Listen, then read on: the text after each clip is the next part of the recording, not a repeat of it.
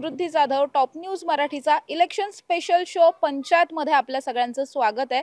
आज आम्ही सगळेजण आलेलो आहोत खरं तर पुण्यातल्या मावळ विधानसभेचा जो मतदारसंघ आहे या मावळचं मुख्यालय समजल्या जाणाऱ्या वडगाव मावळ नगरपंचायतीमध्ये हा संपूर्ण मतदारसंघ जर आपण पाहिला तर नगराध्यक्ष पद महिला राखीव झाल्यामुळे या ठिकाणी 4ही महिला उमेदवार आहेत।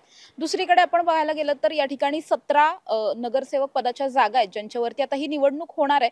सगळ्यात महत्त्वाचं म्हणजे हा सगळ्यात महत्त्वाचा मतदारसंघ असूनही या मतदारसंघामध्ये महायुती खरं तर खडा पडल्याचं पाहायला मिळतं। त्यामुळे या ठिकाणी भाजप आणि शिंदेची शिवसेना एकत्र लढताना पाहायला मिळते। तर दुसरीकडे अजितदादांची राष्ट्रवादी आणि शरद पवारांची राष्ट्रवादी या दोन्ही राष्ट्रवादी या ठिकाणी एकत्र आल्यात।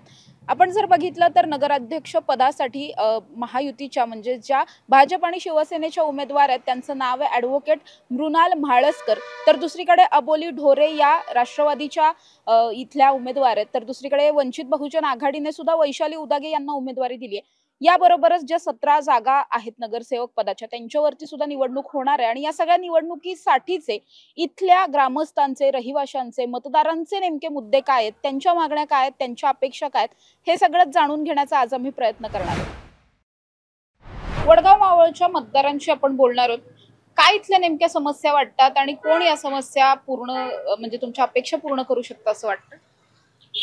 समस्या बघायला गेलं तर पाण्याची समस्या इथं गंभीर आहे। काही विकास आराखडे जे बनवलेत ते सर्वसामान्यांना ध्यान देणे असे नाही आहेत। कचरा व्यवस्थापन इथलं प्रॉपर नाही आहे। अनेक ठिकाणी वडगावच्या कचरा तसाच पडलेला आहे, त्याचं नियोजन व्यवस्थित नाही आहे। अशा अनेक प्रकारच्या समस्या आहेत आणि एकंदरीतच मागच्या काही वर्षांचा लेखाजोखा बघता भारतीय जनता पार्टी वडगावकर नागरिकांना न्याय दिल अशी अपेक्षा आहे। यावेळी त्यांच्याकडनं आम्ही अपेक्षा ठेवतोय, बघूया काय होते। या ठिकाणी आपण जर बघितलं तर दोन्ही राष्ट्रवादी एकत्र आलेले आहेत आणि भाजप शिवसेना या ठिकाणी एकत्र आहे। दोन्ही राष्ट्रवादी एकत्र येण्याचा फायदा होईल, फरक पडेल असं काय वाटतं मताधिक्यावर? प्रश्न खरं चांगला आहे तुमचा।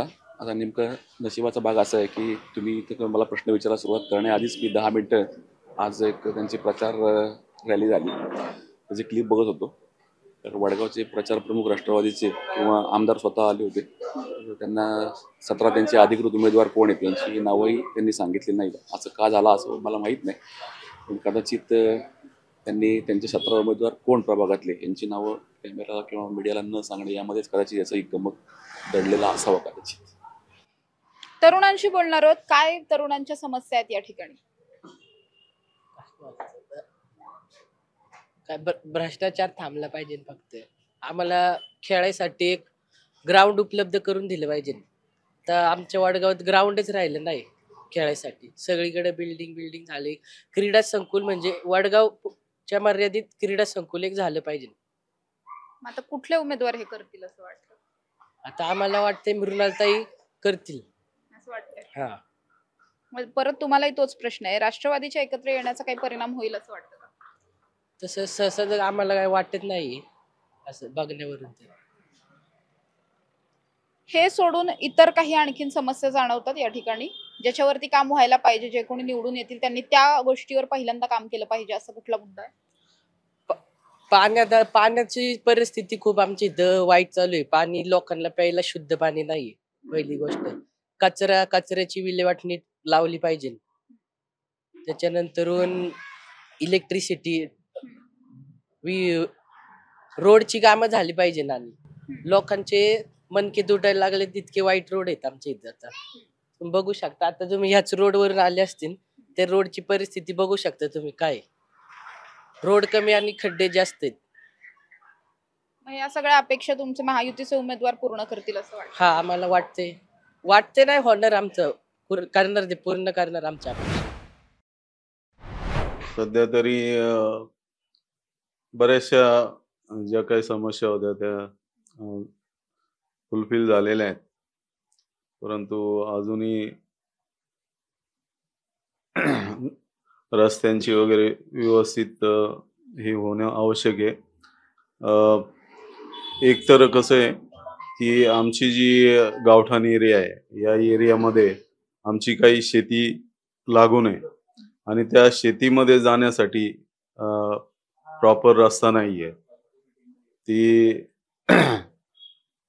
त्या ठिकाणी जर रस्ता वगैरे व्यवस्थित झाला तर त्या शेतजमिनीला पुनरुज्जीवन मिळेल आणि त्याचा आम्हाला काहीतरी फायदा होईल. ही प्रामुख्याने मोठी समस्या आहे. बाकीच्या समस्या बहुतेक दूर झालेल्या आहेत. आता आपण बघतोय की प्रचाराचे वारे वाहतात तुमच्या इकडे पण या मतदारसंघामध्ये.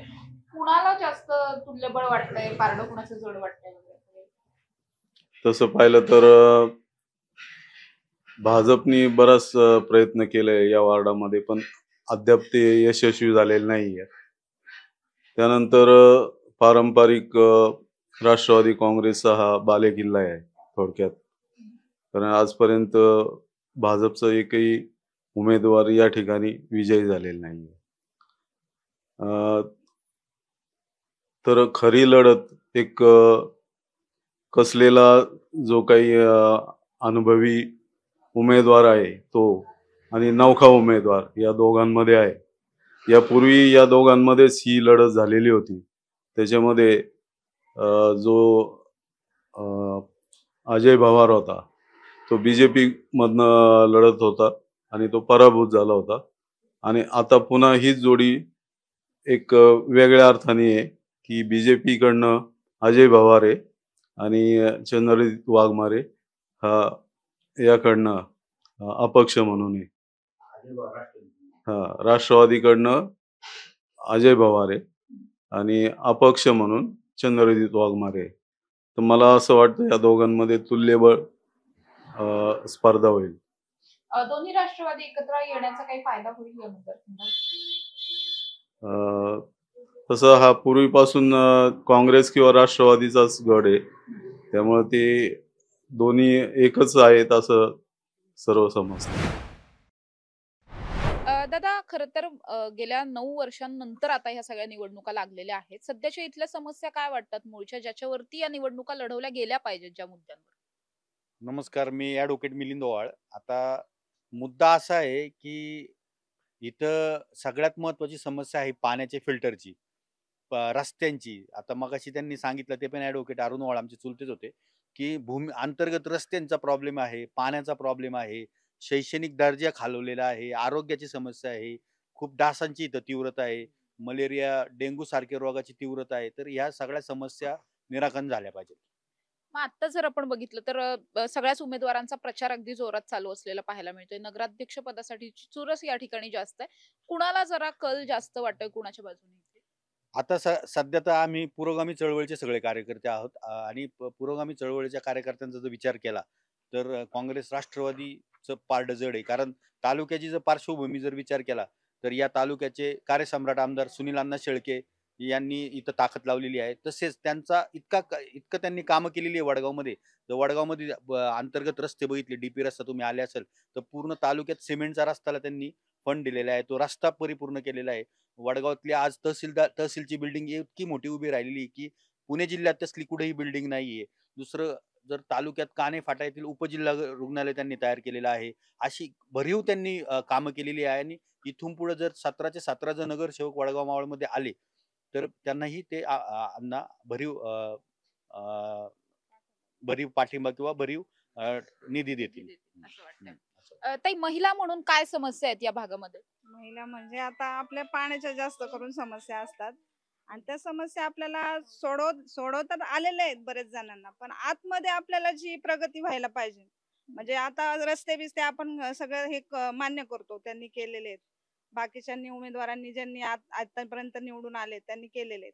पण मला असं वाटतं की गटारीची सोय नाहीये. आपली पहिली सोय ती गटारीची सोय नाहीये. बऱ्याचशा आतमध्ये आहे ना, बाहेरच्या रोडवरती तुम्ही झाडून बिडून सगळं ते असतं, पण आतमध्ये कोण येत नाही आणि आतमध्ये काय समस्या आहेत ते विचारत नाहीत. आतमधल्या समस्या आपल्या पण त्या पण सोडवल्या पाहिजेत, महिलांच्या पण.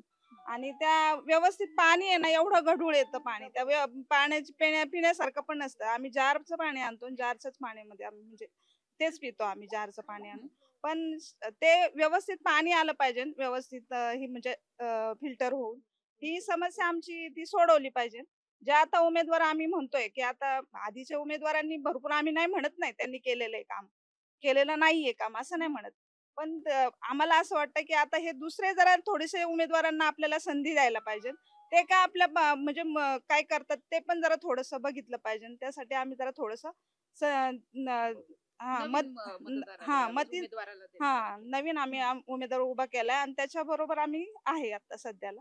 आणि आपले सुनील शेळके तर आपल्याला काय म्हणजे त्यांनी काय काय केलंय आणि काय काय नाही असा म्हणजे सगळ्या अख्ख्या ह्यालाच माहितीये, तालुक्याला माहितीये. ते काय आपल्याला हिशोब काय करता येणार नाही. आता त्यांचं काय आपण नाव घेऊ शकत नाही त्यांनी काय केलं आणि काय नाही. भरपूर त्यांनी अशा आपल्या समस्या सोडवलेल्या आहेत आणि आता ते सोडवत राहणारच आहेत. आणि ते मला तर वाटतंय म्हणजे जरी ते नसले इथं तरी पण मी त्यांना म्हणजे अजूनपर्यंत आम्ही पाठबळ त्यांनाच देत आलोय. एवढ्या माझ्या म्हणजे जे आहेत महिलांच्या ज्या समस्या त्या होतील समस्या आता ह्या सुरळीत. ते बघू आपण आता काय आपण जास्त सगळ्यांची मतं आपण कशी हे करतोय आणि त्या पद्धतीने होईल. इथल्या नागरिक समस्या भरपूर आहेत. पाण्याचे प्रश्न आहेत. आमच्या इथं वडगाव मावळमध्ये फिल्टरचं पाणी नाही. गेले आम्ही 50 वर्ष झाली, 100 वर्ष झाली. ग्रामपंचायत नंतर नगरपंचायत झाली आणि आता 5 वर्षापूर्वी मी आता 7 वर्ष झाले आणि फिल्टरचं काय झालं नाही. ग्रामसभा झाल्या. त्या ग्रामसभेत मी स्वतः आवाज उठवला होता की बाबा तुम्ही 4 कोटीचं प्लॅन केलं होतं माळीनगरमधून टाकी बांधून तिथं पाण्याचं फिल्टरेशन होणार होतं. त्या कॉन्ट्रॅक्टरने 1.5-2 कोटी रुपये घेऊन तो फरार झाला. त्याच्यावर कोणत्याच गावातल्या त्यावेळेचे ग्रामपंचायत सदस्य असेल, सरपंच असेल यांनी त्याच्यावर काय भाष्य केलं नाही किंवा आमच्या सर्वसामान्य नागरिकांना त्यांनी उत्तर दिलं नाही.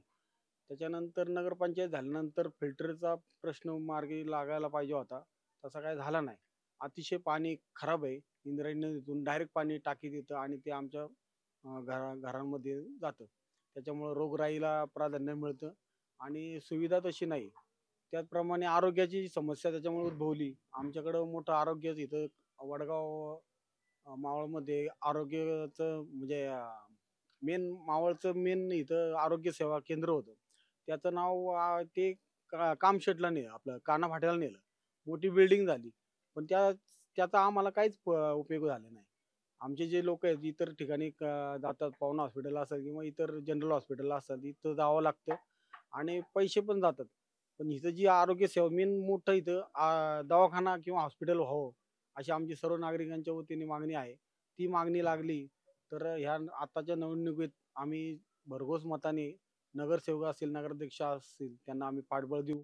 अशा बऱ्याचशा काही समस्या आहेत आणि सध्या जे वातावरण चाललेलं आहे, मी एक नागरिक म्हणून आणि एक मतदार म्हणून बोलतो की मध्ये टॅक्स अचानक वाढवले. ग्रामपंचायतचे टॅक्स हे कमी होते. त्यांनी सर्वे केला होता तेव्हा पूर्वीपासून आम्ही जे टॅक्स भरत होतो आणि अचानक दुप्पट तिप्पट रक्कम भरून आम्ही त्याची रक्कम भरल्यामुळं सर्वसामान्य नागरिकांना त्याचा फार फटका बसला.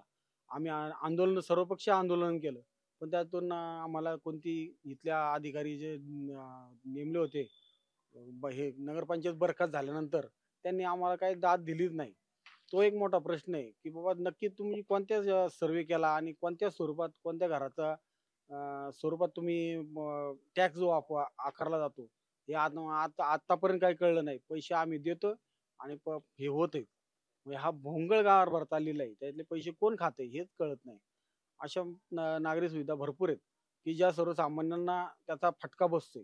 आता सध्या आपण जर बघितलं तर निवडणुकांची वारी वाहतात या ठिकाणी सगळ्यात जास्त पारडं जड कुणाचं वाटतं तुमच्या मते? पारड तसं आता सध्या इथं कोणता रस्ता गेला, डीपी जे रस्ता गेला त्या रस्त्याच्या कडेला जिथून जे रस्ता गेला त्यांना जागेचे पैसे मिळालेत, काही शेतकऱ्यांना मिळालेत, काही धनधान्य लोकांना मिळालेत आणि ते निवडणुकीत उतरलेत अचानक. जे सर्वसामान्य कार्यकर्ते अगोदरची तयारी लागले होते त्यांना ते झेपत नाही. 2-2, 4-4, 5-5 कोटीच्या पुढे म्हणजे ऐकण्यात आहेत. आपण तर ते आकडाही लिहू शकत नाही. आमचे सर्वसामान्य नागरिक तो आकडा किती शून्य असतात 1 कोटीवर तोही लिहू शकत नाही. त्या पैशाच्या जोरावर निवडणुका लढवण्याचा प्रयत्न करत आहेत. मग आपण कसं सामाजिक कार्य हे नक्की करणार आहेत का? पुढं जर निवडून आलेच काही लोक तर ती आपलं पहिलं हे भरण्याचा प्रयत्न करणार म्हणजे आमच्या ह्या समस्या कायम अशाच प्रलंबित राहणार आणि माझ्यासारखे किंवा माझे इतर नागरिक आहेत ते निवडणुका सर्वसामान्य लढू शकत नाहीत कारण की पैसाच नाही. तुम्ही कोट रुपये तुम्ही घालवणार. आमच्याकडे तसं हे नाही. आमच्याकडे फक्त आम्ही आंदोलन करणे, मोर्चे करणे, उपोषण करणे आणि त्याच्यावर काहीच फरक पडणार नाही. सर्वसामान्य माणसाची दाद ही शासन दरबारी आम्ही मांडण्याचा प्रयत्न करतो. तहसील कार्यालय आमच्या इथं आहे, पंचायत समिती आहे. वेळोवेळी आम्ही आंदोलन सर्वपक्षीय करतो. आम्ही सर्व मिलिंद मंडळाचे संघमित्र संघाच्या कार्यकर्त्या आमच्या वेळोवेळी आंदोलनात सहभागी असतात आणि आम्ही प्रत्येक नागरी सुविधा उपलब्ध होण्यासाठी आंदोलन करतो. पण दाद होत नाहीत. आता जे काय आम्ही निवडून देणार आहे, आम्ही काय आता तुमच्या समोर सांगू शकत नाही. पण ते सर्वसामान्य कुटुंबातीलच आमचे उमेदवार आहेत. त्यांनाच निवडून देण्याचे प्रयत्न आम्ही सर्व वडगावकर नागरिक करणार आहोत. नमस्कार, माझं नाव जिगर सोळंकी. मी वन्यजीव रक्षक मावळ संस्था या संस्थेमध्ये काम करतो आणि मी वडगाव मावळ या परिसरामध्ये रिसर्चचं पण काम करत असतो. आम्ही सायंटिस्ट आहे आणि या भागामध्ये आम्ही snake rescue, wild life rescue इतर गोष्टी करत असतो. तर आपल्या ह्या भागामध्ये आता जसं हिवाळा चालू आहे तर भरपूरसे सर्प वगैरे या भागामध्ये येतात आणि कसं शेतामध्ये लोक जेव्हा काम करत असताना भरपूरसे सर्पदंश पण होतात. तर यासाठी आपल्याला उपाय नियोजन असं करता येईल की आपण जे काही रेस्क्यू करतो तर हे रेस्क्यू आपण चांगल्या पद्धतीने करतो जेणेकरून लोकांना पण आणि सापांना पण काही धोका होणार नाही. पण आमच्या स्वतःसाठी आम्हाला असं काही शासकीय आम्हाला काही ID कार्ड नाही आहे की आम्ही कुठल्या काही पगारासाठी काही कामं करत नाही किंवा आमचं काही इन्शुरन्स वगैरे तशा काही गोष्टी नाही आहेत. तसं आपल्या शासनाकडनं आम्हाला काही असं इन्शुरन्स टाईप किंवा असे काही ID कार्ड टाईप देता येऊ शकलं तर आमच्यासाठी आमच्या संस्थेचे जे लोक जे आमचे कामं करतात त्यांच्यासाठी अजून एक चांगला फायदा होऊ शकतो की आणि सगळ्या गोष्टी आम्ही फॉरेस्ट डिपार्टमेंटच्या अंतर्गत सगळ्या गोष्टी करत असतो. आणि अजून आपल्या गव्हर्नमेंटच्या थ्रू आमच्यासाठी या काही मदतीसाठी काही झाले तर आम्ही नक्कीच आम्ही त्यांना काही गोष्टी लागतील आम्ही त्यांना प्रोव्हाइड करूयात. आणि आम्ही ह्युमन रेस्क्यू रिकव्हरीच्या पण गोष्टी करत असतो. तर भरपूरसे अपघात होतात. तसं तर कोंडामाळा रिसेंटली झाला होता, त्याच्यामध्ये आमची रेस्क्यू टीम पण भरपूरशा वेळीस आमची कार्यरत असतेच. पण अशा वेळेस गव्हर्नमेंटच्या थ्रू आमच्यासाठी काही मदत झाली किंवा आम्हाला काही इक्विपमेंट्स लागतात त्यासाठी आम्हाला काही मदत झाली तर खूप फार चांगलं गोष्ट होऊ शकते. प्रचार सध्या या संपूर्ण मतदारसंघामध्ये इतका जोरात चालू आहे की आतापर्यंत सुद्धा या ठिकाणच्या प्रचार सभा असतील, रॅल्या असतील, असं बरंच काही काही सुरू असलेलं पाहायला मिळतंय. आणखी काही नागरिक मतदार माझ्या बरोबर आहेत, त्यांच्याशी सुद्धा बोलणार आहोत. काका, काय या मतदारसंघातल्या मूळ समस्या वाटतात ज्याच्यावरती खरं तर हे इलेक्शन लढवलं गेलं पाहिजे? समस्या म्हणाल तर वडगावमध्ये नगरपंचायत होऊन 5 वर्ष झालेले आहेत. आता दुसरी टर्मचे इलेक्शन आहे. तसं पाहिलं तर वडगावचं भौगोलिक क्षेत्र हे कमीच आहे. विकासाचा मुद्दा म्हणला तर विकास हा चांगल्या प्रकारे मागच्या वर्षी झालेला आहे. समस्या म्हणाल तर समस्या आहे कायमच चालू राहणार. म्हणजे पाण्याची समस्या आहे कायम भेडसावणारच, रोडची समस्या ही राहणारच, ट्रॅफिकची समस्या राहणारच. त्यामुळं आता अजून दुसरी समस्या म्हणजे पाण्यावरती शुद्ध पाणी मिळायला पाहिजे वडगावात, असं मला वाटतं. मग आता जे काही आत्ताचं वातावरण जर पाहिलं प्रचाराचं वगैरे तर या सगळ्यामध्ये कोणी तुल्यबळ वाटतंय वगैरे असं काही आहे की तसं काही नाही अजून? नाही, बऱ्यापैकी कालच प्रचार सुरू झालाय प्रत्येकाचा. त्यामुळे आता आपण लगेच कुठल्या याला पोहोचू शकणार नाही असं. सर, तुम्हाला काय वाटतं कुठले महत्वाचे असे विषय आहेत ज्या विषयांवरती या निवडणुका लढवल्या गेल्या पाहिजेत आणि जे कोणी निवडून येतील त्यांनी तो मुद्दा पटकन हाताळला गेला पाहिजे? एक तर असं आहे की वडगावमध्ये ट्रॅफिकची समस्या फार आहे. कारण रोड किती जरी मोठे झाले तरी गाड्या एवढ्या लागतात की 2 व्हीलर जायला पण अवघड पडतं. तर वडगावमध्ये यांनी जर बहुमजली हे आपलं पार्किंग हे केलं तर म्हणजे कसं असं ट्रॅफिक जाम होणार नाही आणि लोकांना किंवा लहान पोरांना जायला यायला पण चांगलं होईल. आणि दुसरा एक प्रश्न म्हणजे सिवेज ट्रीटमेंट प्लांट्स आहे. कारण आता प्रत्येकाचे जे काही सेफ्टी टँकचे आउटलेट वगैरे ते डायरेक्ट ओढ्यामध्ये येतं. म्हणजे ओढा किंवा नाला म्हणजे डायरेक्ट एक मोठं गटर झालेलं आहे. तर एक सार्वजनिक जे सेंट्रल सिवेज ट्रीटमेंट प्लांट म्हणतात तर ते एक झालं तर संपूर्ण पाण्याचं जे आपण असं मलनिस्सारण आहे तर ते तिथं जाऊन ते तिथं चांगलं एकदम हे होईल, शुद्ध होईल आणि मग ते रिसायकल पण करू शकतो आपण त्याचं. ते एक झालं. आणि वडगावमध्ये आता बरंचसं सुधारणा चालू आहे. एक शहर आपलं वाढतंय पण सुनियोजित झालं पाहिजे. नुसतं कॉन्क्रीट बिल्डिंग बांधून किंवा कॉन्क्रीट रस्ते टाकून त्याचा काय उपयोग नाहीये. तर तिथं आता आपण पाहतोय की ग्लोबल वॉर्मिंग वाढत चालले. त्याच्यामुळे बऱ्याचशा समस्या, पूर येणं म्हणा किंवा उष्णता वाढणं ते पण चालू झालेलं आहे. तर त्याच्यासाठी आपण झाडं लावली पाहिजे, वृक्षारोपण केलं पाहिजे. ज्येष्ठ नागरिकांसाठी नाना पार्क पाहिजे, लहान पोरांसाठी समजा उद्यान पाहिजेत. असं ग्राउंड नाही वडगावमध्ये काही खेळायला असं, किंवा एखादं ऑडिटोरियम आहे. आता आम्ही नुकतंच अजित देशपांडे वगैरे आम्ही एक वडगाव कला सांस्कृतिक मंडळ स्थापन केलेले. त्याच्या अनुषंगाने आम्ही बरेचसे अभिवाचनाचे कार्यक्रम घेतलेले आहेत, कविता गायनाचे कार्यक्रम घेतलेले आहेत. तर एक असं ऑडिटोरियम उभारलं तर वडगावमधले जे कलाकार आहेत बरेचसे आता तयार आहेत. जसं स्मित कला रंजन दर्पे बरेचसे कलाकारांनी आपली कला दाखवलेली आहे. तर त्यांना पण एक स्टेज मिळेल आणि व्यासपीठ एक भेटेल.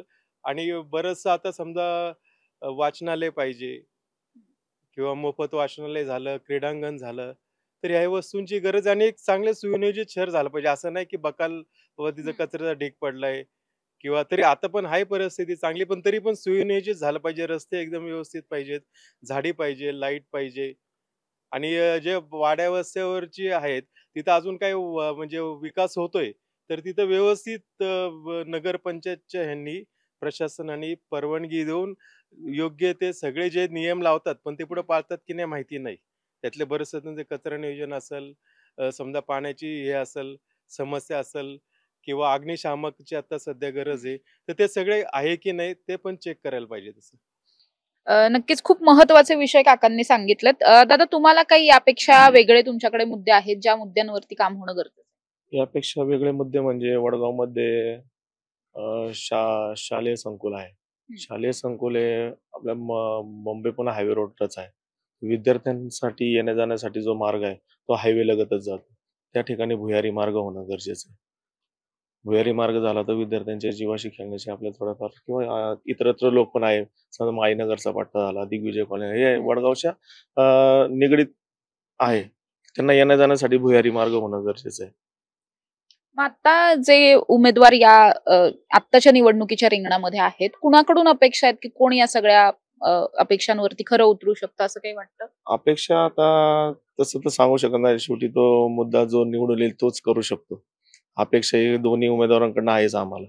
दोन्हीपैकी जो कोणी निवडून येईल त्याने आमची ती अपेक्षा पूर्ण करावी. वडगाव मावळ नगरपंचायतीमध्ये असलेल्या मतदारांशी आज आपण बोललो.